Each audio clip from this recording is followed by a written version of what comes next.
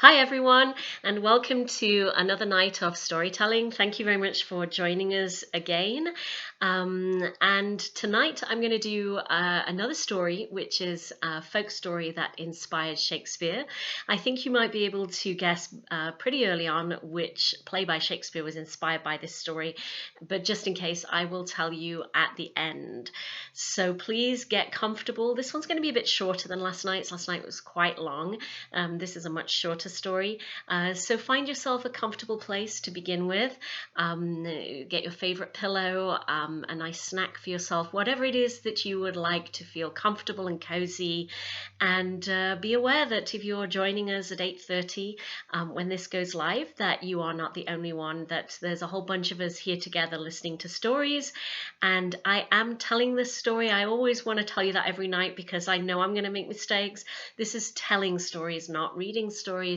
So please forgive me if I stumble at any point in time.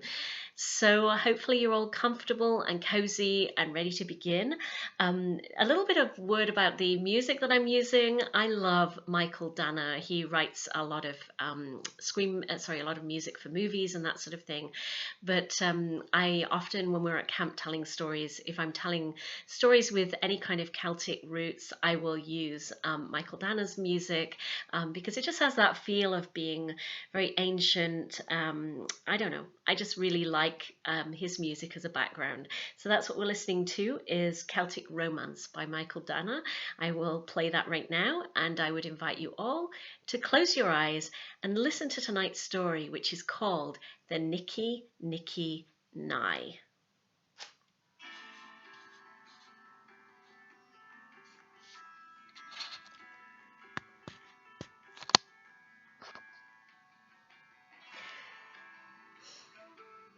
Once upon a time, a long time ago, there lived a girl called Nora. Nora lived in a village, and she was somebody who had a bit of a reputation. In fact, such a reputation that people had called her Nasty Nora for as long as she could remember. Nora, unlike most girls in the village, was incredibly spirited. But because this was a time when being spirited was not really respected if you were a girl, she had learned to become defensive of the way that she felt a lot of the time. And so she would often result in being enraged when perhaps she shouldn't have done. And so as she grew to be a young woman, Nasty Nora grew nastier and nastier until it only took the smallest word in her direction for her to snap, for her to stomp her feet, for her to become angry, and that anger was aimed at whoever was closest to her. And Nora lived alone with her elderly grandmother, who was not really able to care for Nora for very much longer, and worried because in those days the only way a girl could survive was by marriage, and nobody was about to marry Nasty Nora. So to give you an example, one day Nora was washing clothes in the river. And she was washing clothes because her elderly grandmother had asked her to do that. But because she didn't want to wash clothes, she didn't want to do what she was told, she was already yelling and crying and muttering and screaming and slapping the clothes in the water, when by accident she slipped and the basket of clothes fell into the river and were washed away. And as she saw them being washed away, she immediately blamed her grandmother and started screaming and yelling that it was her grandmother's fault to send her down to the river with a basket full of clothes, and that what she should have done is washed the clothes herself. And Nasty Nora stood there by the edges of the water yelling and screaming, when all of a sudden a young man appeared from nowhere. And this young man was called Jamie. And Jamie lived on his own in a deep dark wood quite far from the village. He lived in a house that had been his family's for generations, just a small cottage.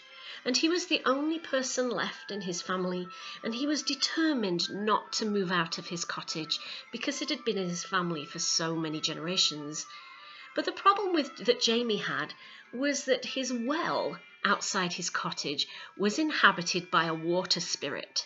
And this water spirit was known as a Nicky Nicky Nye. and a Nicky Nicky Nye is mischievous, sometimes evil, and can make life difficult for any human beings in the area, until perhaps those human beings decide to move on, and the Nicky Nicky Nye gets to have whatever they leave behind. And Jamie was spirited and strong, courageous. He was also very good, a good, true, honest, kind person. And he was finding life with the Nicky Nicky Nye very, very difficult. And what was also difficult was that he knew no one was ever going to marry him and move to the cottage with him when there was a Nicky Nicky Nye living nearby.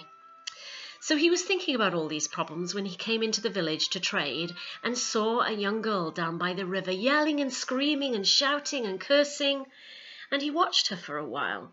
And as he watched her, he realized that he was looking at the one human being he'd ever met in his life with as much courage and spirit as he had. And so he walked with a jaunty step down to the edge of the river. And the minute he saw Nora, he thought, wow, I could fall in love with this person. Look how spirited she is, how strong she is. I bet she wouldn't be worried by a Nicky Nicky Nye. I bet she would have the courage to live alongside a water spirit. And he walked closer. And it was at that moment that Nora saw him, and enraged, she started yelling and screaming at him about the clothes that were in the river and how her stupid old grandmother had made her wash clothes in the river and she shouldn't have to do that. And Jamie listened to her, and a smile went across his face, and he thought, how ridiculous she's being. Why isn't she being kind? And there she is, yelling and screaming at her grandmother, but her spirit still admired. It was still something he admired, and so he walked closer, and he said, I can help you get your clothing back. I can help you get all the clothes back that are in the river. And Nora said, well, do it then. Do it right now. If you can get those clothes out, just prove it to me. And so, without hesitation, Jamie picked up Nora and slung her right in the middle of the river where the clothing was. There you go, he said. Now you can get the clothes back. And Nora stood up, wet to the skin, yelling and screaming, picking up the clothes, slinging it at the bank, slinging the clothes at Jamie until he was also wet and sodden with weed from the river. And she yelled and she screamed, and Jamie stood there and laughed. He was really enjoying how much spirit she had, but also really wishing she didn't have to be so cruel. And Nora picked up all the sodden clothes and stomped back towards her grandmother's cottage, and Jamie followed on behind. And when she got to the cottage, she heard her yelling and screaming at her grandmother, slinging the wet clothes at her, and still he smiled, admiring her spirit, although again wishing she was kinder. And he knocked on the door, and the old woman answered the cottage door, and Jamie looked at her and he said, I've come to ask for your granddaughter's hand in marriage. And the two of them fell silent. I'm not marrying him, yelled Nora. I'm not marrying anyone. And the grandmother realized that she had to do something here because this was the one and only chance she might ever have of seeing Nora married, and realizing that if Nora wasn't married before the old woman died, Nora might starve, because at those days women couldn't have jobs of their own. They had to get married. And so this was the one opportunity the old woman had of seeing Nora safe before she died. Okay, she said to Jamie, I agree. You can have my granddaughter's hand in marriage. What? Yelled Nora. I'm not marrying him. I'm not marrying anybody. I refuse. I flatly refuse. And she stomped her feet and she threw things around the cottage. And Jamie just watched on with a smile on his face until all her anger was spent. And without even allowing Nora and Jamie time to get dressed in clean, dry clothes, the old woman marched them to the centre of the village and called the village priest. And within the hour, Jamie and Nora were married.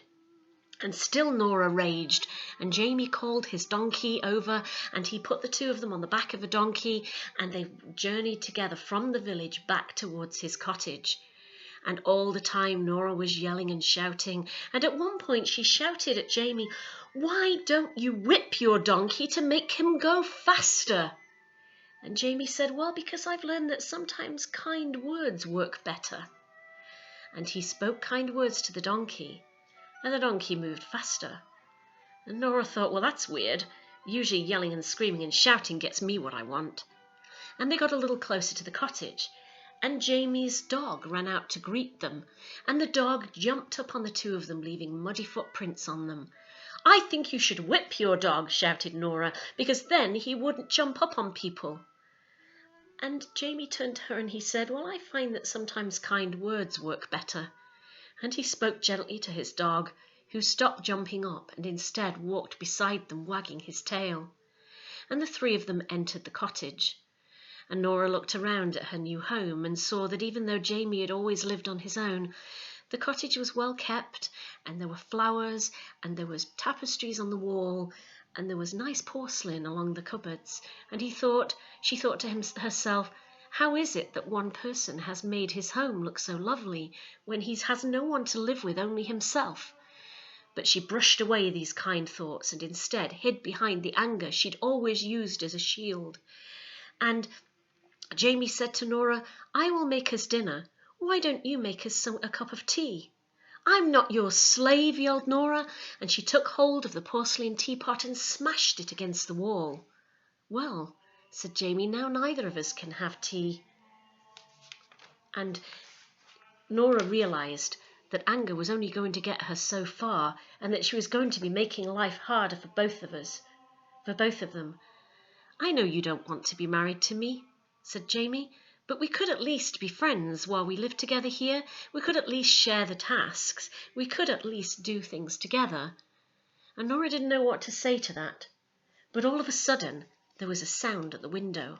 For while the two of them had been talking, the sun had come down, and the Nicky Nicky Nye, that can only come out at night time, was peering at them through the window. And he started laughing when he saw Nora, and Nora looked at the spirit through the window, and instead of feeling the fear that most people would feel, she felt enraged. "Who are you to peer through our window?" she yelled. And Jamie noticed she said our window, not his window, which was at least a start. And Nora yelled at the spirit, "Who are you to peer at me like that?" And the Nicky Nicky Nye laughed at her. "Yeah, so you've come to live with Jamie," yelled the water spirit, who was dripping with pondweed and all nasty hideous things that you find in the streams where Nicky Nicky Nyes like to live. "I will drive you away from here within the week," shouted the Nicky Nicky Nye. "You will not be able to stay here, not with me taunting you. And worse than that, as I drive you away, I will drive Jamie away too, and as you run, I will catch you up and gobble both of you up for my dinner." Well, Nora wasn't having this, and very enraged, she turned to the Nicky Nicky Nye, and she said, "Then I will barter with you. I bet that within the week I can make you leave." Well, the Nicky Nicky Nye started laughing. "Okay then," he said, "here is the bet. Within a week, if you can make me leave, I will give you all the gold I have hidden down the well, and I will leave this place forever. But within the week, if you can't make me leave, I will eat both of you." "Done!" shouted Nora, and the Nicky Nicky Nye ran off, cackling and laughing, and Nora turned around to see the horrified look on Jamie's face. "What have you done?" Jamie said. "That's a Nicky Nicky Nye. He's been here for generations. He's taunted my family for as long as I can remember.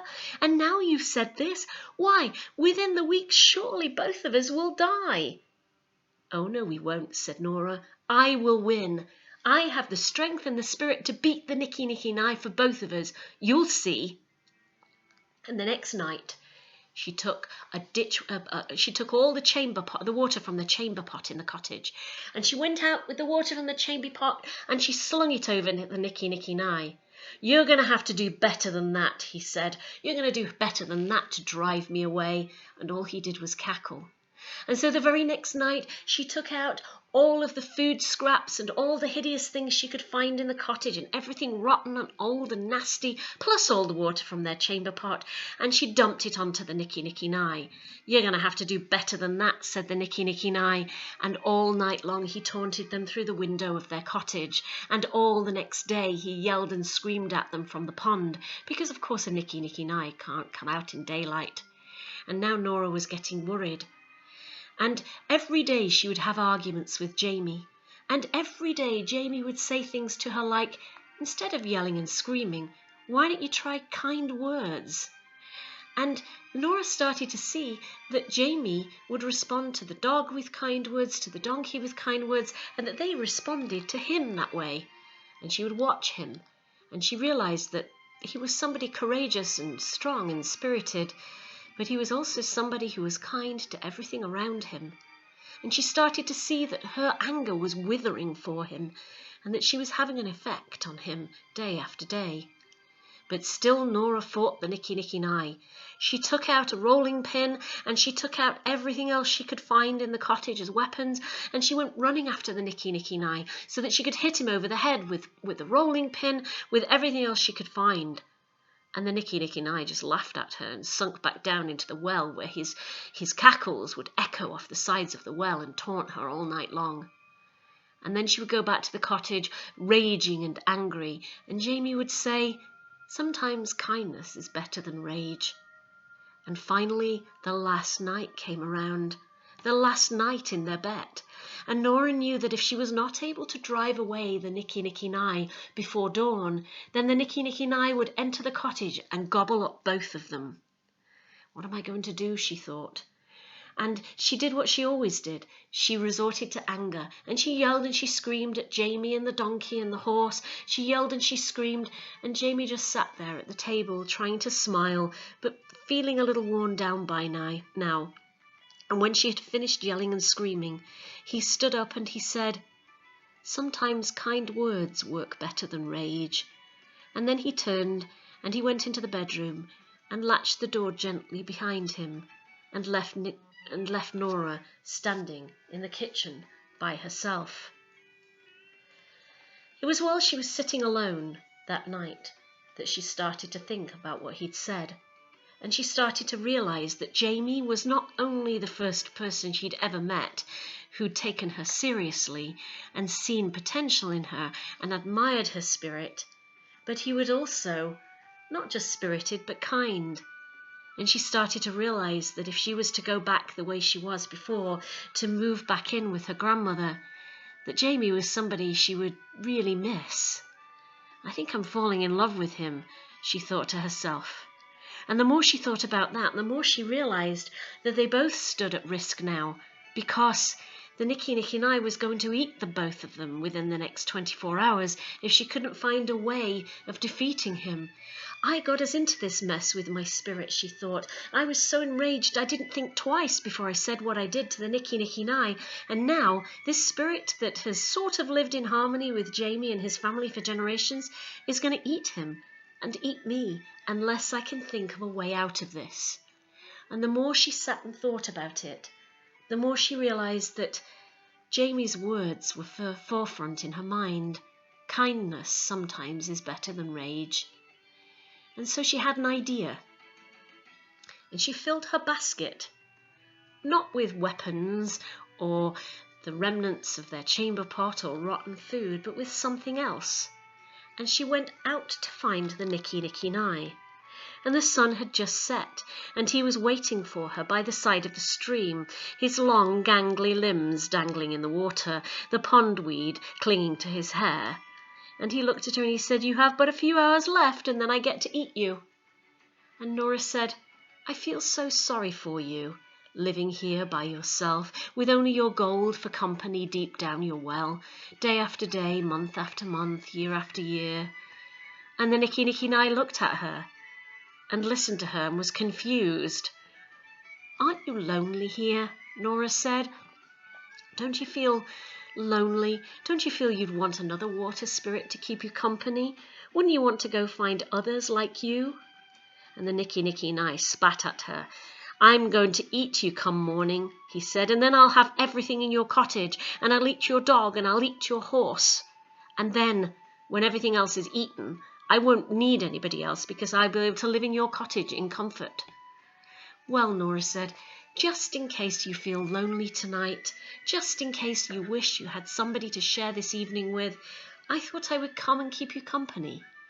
The Nicky Nicky Nye looked at her and didn't know what to make of this, and she opened her basket, and inside the basket she had freshly baked bread, and she handed it to the Nicky Nicky Nye and said, "Please eat.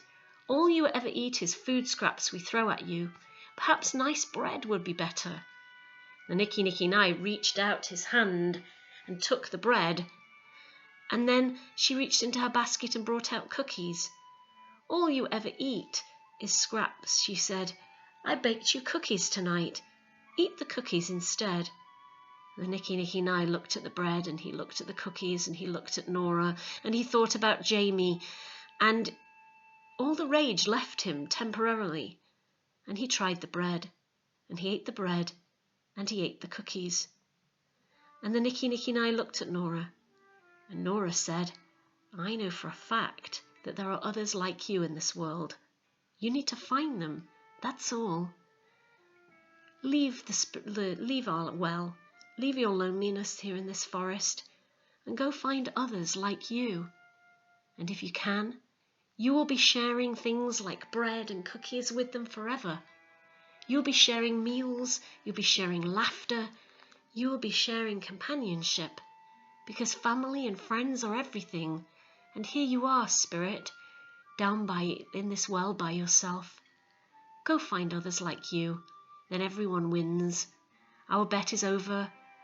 You find happiness when all you've had is rage, and I get to live here in the cottage with Jamie." The Nicky Nicky Nye stood up, and at first he didn't know what to make of Nora. And he was so confused, because what was fighting in his so-called evil heart right now was a nasty spirit and the kindness that she was showing him. And he didn't know what to make of it. He jumped up and down and he waved his spindly arms, everything warring inside him, the goodness of Nora and all the nastiness that he'd felt himself over the last few years and generations living down the well. And eventually he couldn't cope with it anymore, and he started screaming and yelling and running around in circles and looking at Nora and shaking his fists and not knowing whether to embrace her or to eat her. And he ran around the well one more time and disappeared into the forest, running as fast as his spindly Nicky Nicky Nye legs could carry him. And Nora watched him disappear into the distance. She watched him and she hoped genuinely that he would find other water spirits just like him. But she promised herself silently that if he didn't and he came back, she'd find other ways to be kind. And then Nora turned back towards the cottage. And doing so, she walked past the donkey's pen. And she stopped to say a kind word to the donkey and to stroke his back. And then as she moved towards the cottage, Jamie's dog ran towards her, jumped up and put his muddy paws on her shoulders. And she lifted him down gently and spoke kind words to him. And he walked back with her towards the cottage. And there waiting for her at the table was Jamie, and the sun was rising over the forest and over the little cottage when Nora walked inside. And she couldn't quite bring herself to apologize, but the smile she had on her face said it all. And she closed the door behind her, and she reached inside the cabinet for Jamie's oldest teapot. And then she turned back to him. And she said, "The Nicky Nicky Nye is gone, and we have won. Why don't you make breakfast, and I will make the two of us a cup of tea."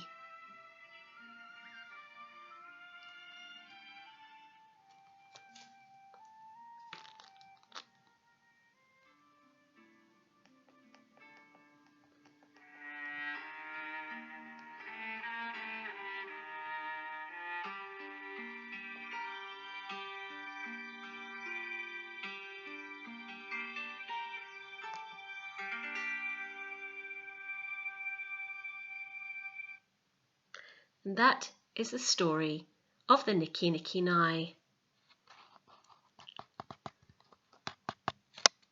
And that is one of many stories, very traditional, very old stories, that inspired Shakespeare's Taming of the Shrew. Have a good night, and I'll see you tomorrow.